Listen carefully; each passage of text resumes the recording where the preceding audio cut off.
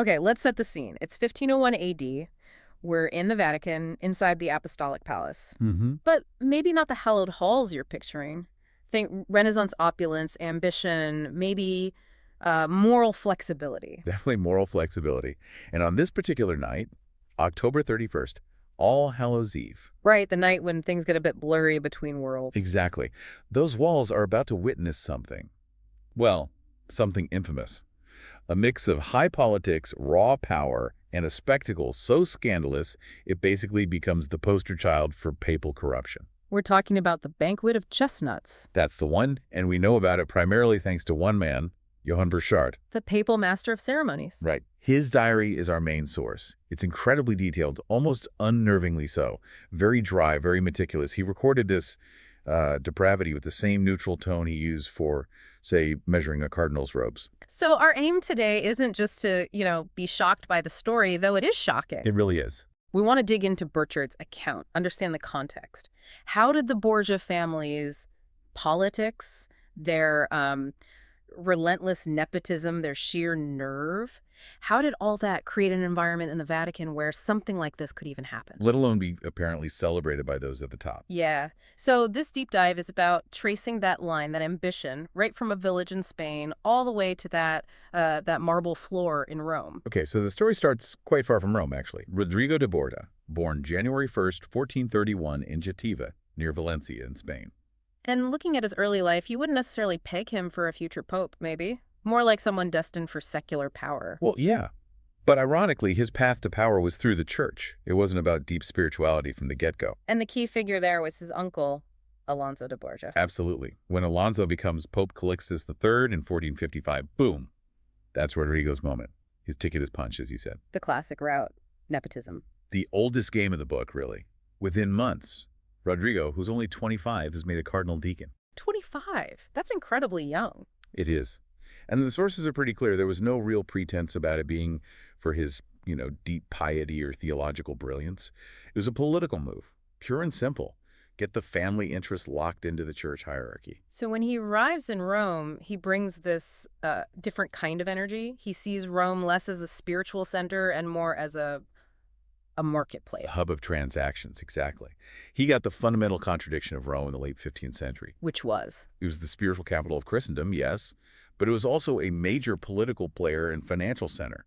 You had intense piety right alongside ruthless deal-making. Pilgrims seeking salvation, princes seeking alliances. And Rodrigo navigated that world perfectly. Mastered it. He understood that power and maybe even salvation sometimes was counted in gold ducats. And he was good at acquiring those ducats. He didn't just get by as a cardinal, he thrived. Lived like a proper Renaissance prince, right? Oh, completely, which cost money. Yeah. Serious money. He basically became a collector of ecclesiastical benefices. Those are the church offices that provide income. Right. Often without needing you to actually be there or do much work. He gathered them up from all over Italy, Spain, elsewhere in Europe, created this massive, steady income stream. And that wealth funded the palaces, the parties. The lavish lifestyle and, critically, his family. He was already acting like a temporal ruler long before he wore the papal tiara. Which brings us to the children. Even back then, that must have been pretty scandalous for a high-ranking churchman, even if celibacy wasn't always strictly enforced. It was pushing it, for sure. His relationship with Vanozza Catnei, a Roman noblewoman, was the big one. Between roughly 1474 and 1482, she had 4 children with him.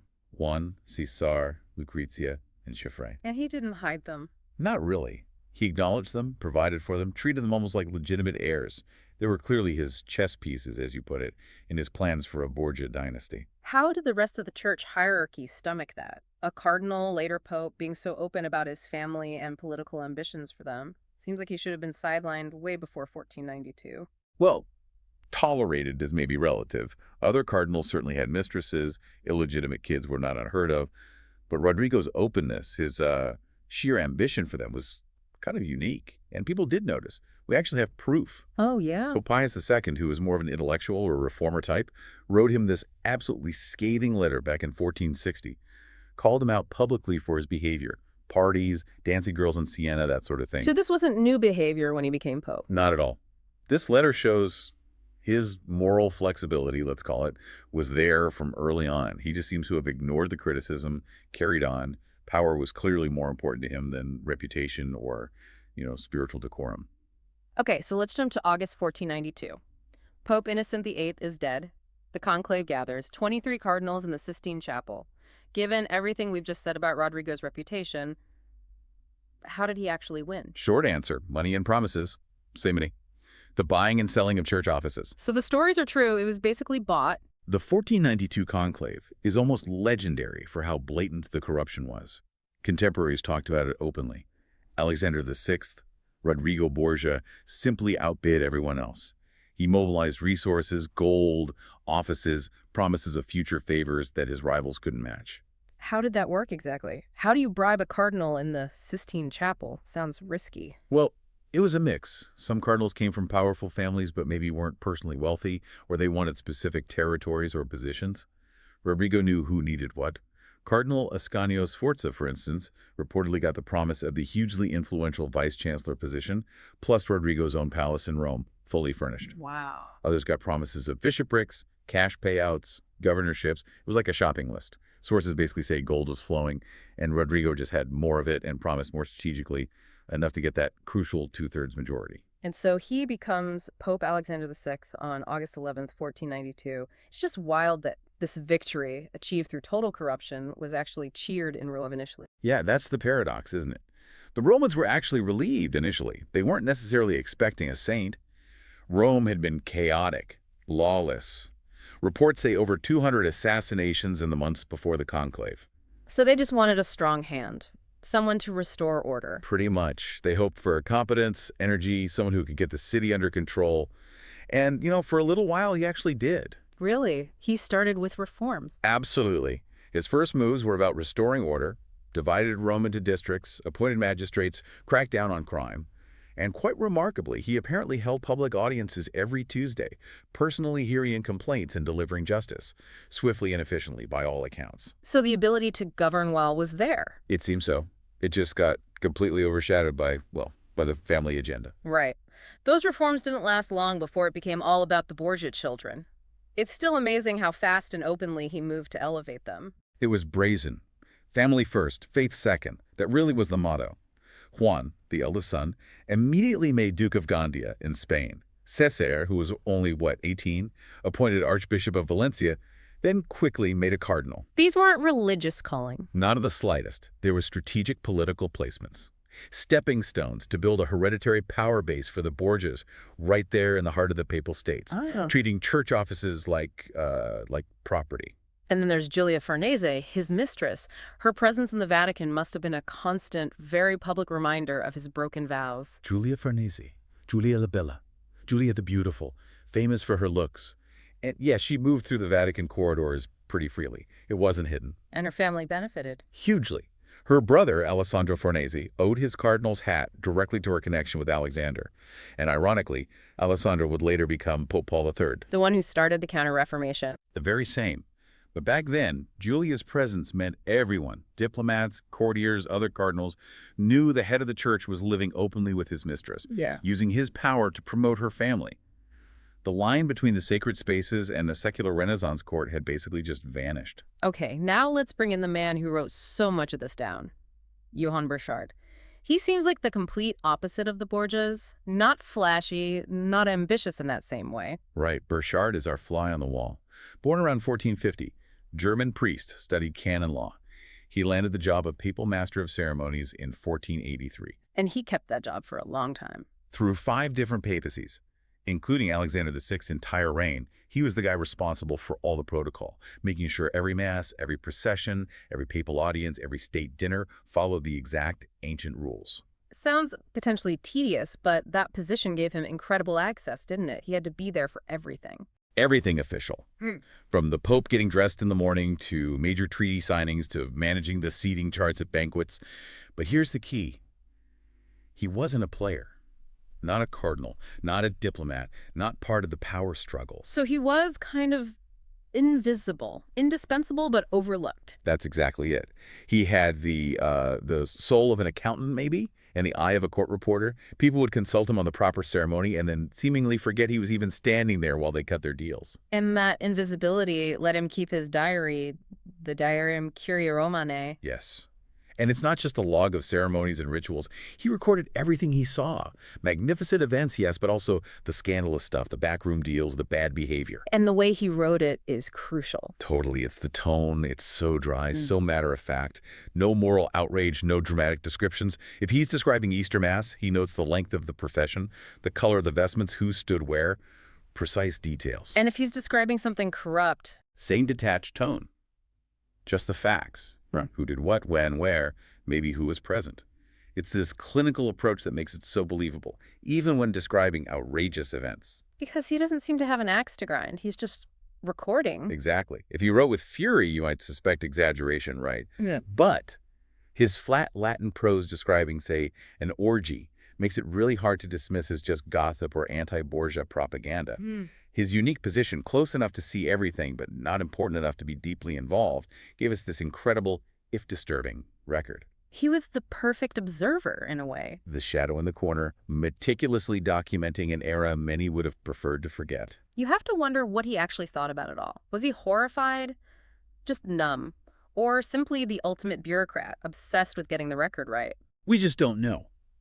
His diary gives us almost no personal feelings, just observations. Maybe he was scared to comment. Maybe he felt it wasn't his place. But that very detachment is what makes his account so valuable. The ugly facts survive, untainted by his opinion. And believe me, the facts he records just keep getting uglier, especially as Cesar steps up. So by the mid-1490s, Alexander's first big hope is son Juan, Duke of Gandia. He's become a problem. How so?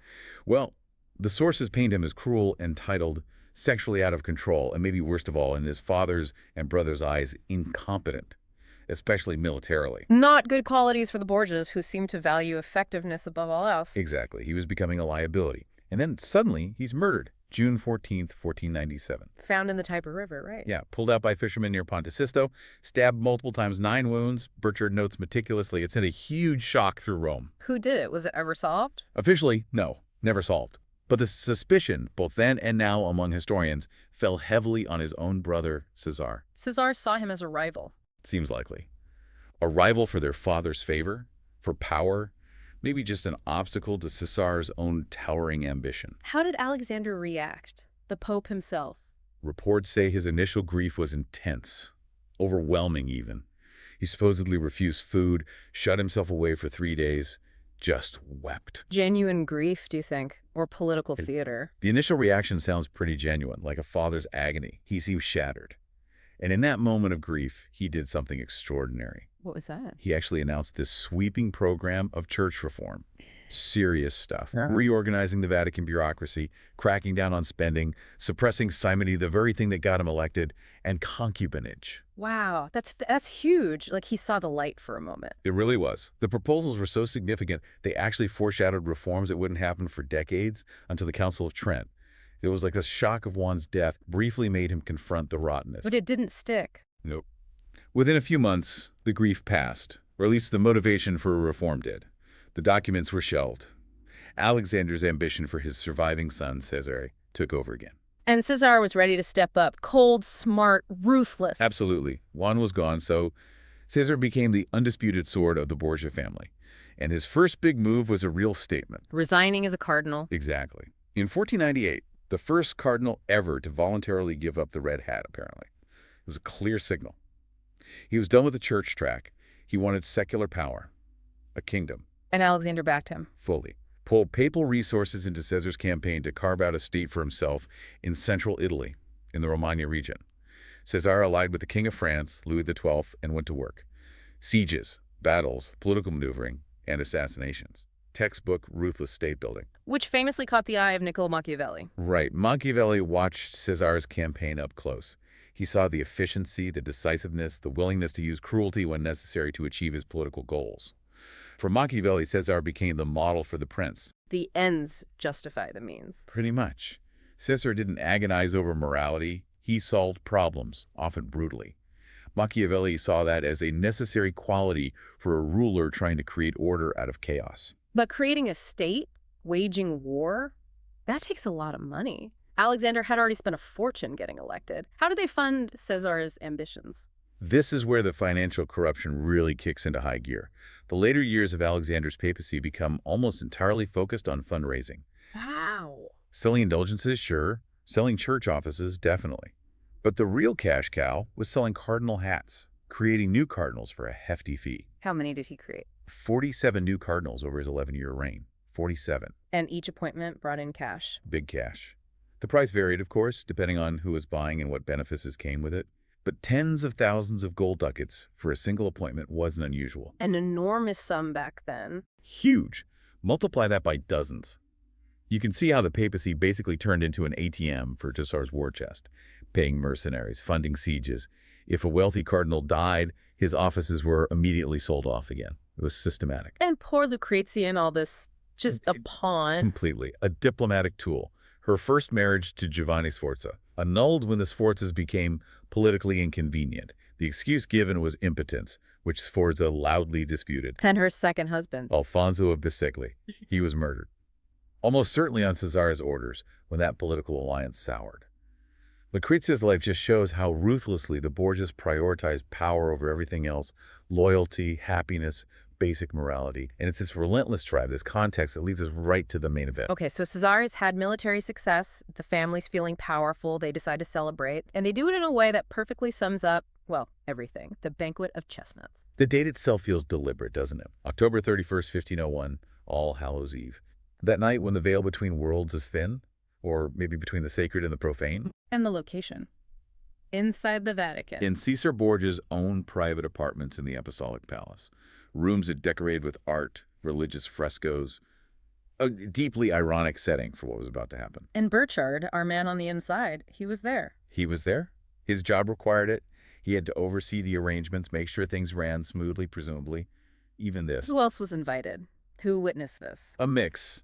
Some cardinals, likely feeling obligated to attend. Powerful Roman nobles, people whose silence could probably be bought or insured. Foreign ambassadors were there too, which is partly how word got out. They were gathering intelligence. But the main, entertainment. That was provided by 50 courtesans, specifically assembled by Caesar. Burchard calls them meretrices honestae, sometimes translated as honest courtesans or perhaps high-class prostitutes. Women known for beauty, yes, but also sophistication and, crucially, discretion. So Burchard's account, even though it's dry, it must paint a picture of things escalating. It does, in its factual way. It starts conventionally enough. A lavish dinner, lots of wine, fine food, conversation, standard Renaissance banquet stuff. But then The entertainment begins. The 50 courtesans start to dance, initially clothed, Burchard notes. But as the evening wears on, as more wine flows, they gradually remove their clothing, performing completely nude. It seems to have been a planned progression. Okay. And then comes the part that gives the banquet its name, the chestnuts. Right. This is the centerpiece, according to Burchard. Servants clear the tables, move the candelabras, placing them on the floor around the room, creates pools of light and shadow. Then they scatter roasted chestnuts across the marble floor between the candles. And the courtesans. The nude women are then instructed to crawl on their hands and knees amongst the flickering candlelight across the cold floor to pick up the chestnuts. Using only their mouths, some accounts add, though Burchard isn't explicit on that detail, it essentially turns them into objects for amusement. Humiliating. And who's watching this? This is the most damning detail, isn't it? It is. According to Burchard's diary, watching this spectacle from a place of honor are Pope Alexander VI himself, his son Cesar, and his daughter Lucrezia. Lucrezia was there too. Burchard says so. Yeah. And that's always been a point of debate. Was she forced to be there, a victim of her family's degeneracy, or was she, by this point, a willing participant corrupted by the environment? We don't know. But her recorded presence underlines that this is a family affair presided over by the Pope. And it didn't stop there. There was a final stage. Yes. The final act, as Burchard records it, turned the whole thing into a grotesque competition. A competition. Among the male guests, including presumably the cardinals and nobles present. They were encouraged to have sex with the courtesans publicly, and it was framed as a contest. Who could sleep with the most women? You're kidding. They kept score. Burchard explicitly states that servants were assigned to keep score, tallying up the encounters for everyone to see. And there were prizes. Yes. Publicly awarded prizes for the winners. Valuable items. Silk tunics, expensive shoes, ornate hair barrettes or pins. It transformed intimacy into a public spectator sport for the amusement of the Pope and his son. It's hard to imagine a more complete inversion of spiritual values, and Burchard just notes it down, factually, clinically. Unsurprisingly, news of this banquet didn't stay within the Vatican walls for long. How could it, with all those servants, guards, officials? Exactly. Even if the high-ranking guests were sworn to secrecy or too afraid to talk, the lower-level staff would have known. The story was likely all over Rome by morning. And the foreign diplomats, their reports must have confirmed it. That's key. Their letters back to their home courts, preserved in archives across Europe, basically corroborate Burchard's account. They write about it with shock and disgust. Even secular rulers, who weren't exactly saints themselves. Even them. What seemed to shock wasn't just the debauchery itself. Renaissance courts saw plenty of that, but the location, the sacred Vatican, and the host, the Pope himself, presiding over it. It gave huge ammunition to reformers. Figures like Savonarola in Florence, who'd already been executed for criticizing papal corruption. He was suddenly proven right, posthumously. In the most dramatic way possible. These accounts seem to confirm the worst accusations against the church leadership. So Alexander VI must have faced huge backlash. How did he react? Did he try to deny it, apologize? Neither. His reaction seems to have been defiance. He didn't retreat. If anything, he doubled down on supporting Cesare, continued his extravagant lifestyle. It's almost as if, once the scandal was public, he felt freed from even pretending to care about appearances, like his power made him untouchable. But that power was tied entirely to him being pope, and that didn't last forever. August 18th, 1503. He dies. Suddenly. Officially, it was probably malaria, which is rampant in Rome during the summer. But inevitably, given the Borgias' reputation. Poisoning rumors started immediately. Instantly. A fittingly suspicious end, perhaps, for a pope who used poison and assassination as tools of statecraft, and his death had immediate, catastrophic consequences for the Borgia dynasty. Caesare's power base just collapsed overnight, didn't it? Completely evaporated. His alliances were all based on his father's papal authority and money. Without Alexander's protection and treasury, Caesar was vulnerable. His enemies circled. He lost his hard-won territory in the Romagna. And he died just a few years later. Yeah, fighting as a mercenary soldier in Spain in 1507. A rather ignominious end for the man who inspired Machiavelli. The whole Borgia empire, built with such ruthless ambition, just crumbled. What about Lucrezia? She fared better. She did, relatively speaking. She eventually became the Duchess of Ferrara through her third marriage, and by most accounts was a respected patron of the arts. But her reputation was forever tainted by her family's scandals. The shadow of the Borgias followed her. And the church itself, how did the institution react to this legacy, to Alexander's reign? The immediate reaction was symbolic, but powerful. The next pope, Julius II, who, by the way, was a bitter enemy of the Borgias, absolutely refused to live in the Borgia apartments. The very rooms where the Banquet of Chestnuts happens. The same ones. He sealed them off, moved his residence to the floor above, and famously commissioned Raphael to decorate the new papal suites, the Stanze di Raffaello. It was a very deliberate, physical act of trying to cleanse the papacy, to distance it from the stain of Alexander VI's reign. A clear sign that they knew just how damaging his pontificate had been. So the Borgia legacy is dark, complex, and the Banquet of Chestnuts is maybe the darkest part. But how reliable is Burchard's account, really? Has it held up over time? Well, for centuries, that was a huge debate, often split along religious lines, frankly. Oh, so? In the 19th century especially, some Catholic historians tried to downplay it or dismiss it, argued Burchard's diary might have been tampered with later, exaggerated by enemies, trying to protect the image of the papacy. Well, Protestant historians Tended to embrace every lurid detail as proof positive of the fundamental corruption of Rome that necessitated the Reformation. So he got caught up in those polemics. But what's the view now among modern historians looking at it more objectively? The general consensus today is that Burchard's account is substantially accurate. His dry, factual style, combined with the corroborating evidence we find in diplomatic letters and other contemporary sources, it makes the core events hard to refute. So the shocking part wasn't necessarily the sex itself, which happened in secular courts. Exactly. Public displays, sexual license among the powerful, that wasn't unique to the Borgias. The Duke of Milan, the French court, they had their scandals. What made the Banquet of Chestnuts so utterly shocking, so historically significant, was the who and the where. The Pope in the Vatican, presiding over it. He had adopted the values of a ruthless secular prince, but his position as spiritual leader made it a catastrophe. And that catastrophe provided fuel for the fire of the Protestant Reformation. Oh, absolutely critical fuel. When Martin Luther and other reformers started challenging papal authority a couple of decades later, Alexander VI was Exhibit A. Look, they could say, the highest office in the church is occupied by people like this. How can you trust the institution? Precisely. It wasn't just about theological disputes, it was about moral bankruptcy at the very top. The stories about Alexander and the banquet became potent propaganda, supporting the argument that the whole system needed fundamental change or even abandonment.